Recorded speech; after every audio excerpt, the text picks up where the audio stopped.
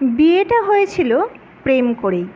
বিয়ের প্রথম দিনই শাশুড়ি মা খোলাখুলিভাবেই আমায় জানিয়েছিলেন আমাদের সম্পর্কটা উনি 1 বছরের মধ্যেই ভেঙে দেবেন। আসলে সেই চিরাচরিত বাঙাল ঘটি সমস্যা।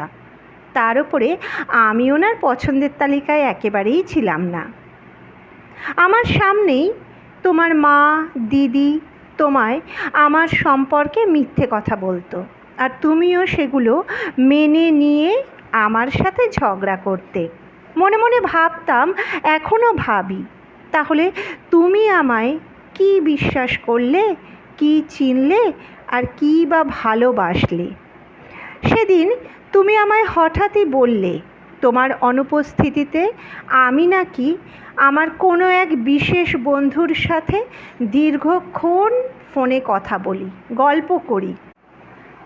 আর আমার যে কলেজ রিউনিয়নে আমি গিয়েছিলাম সেটা নাকি আসলে ওর সাথে দেখা করতেই গিয়েছিলাম।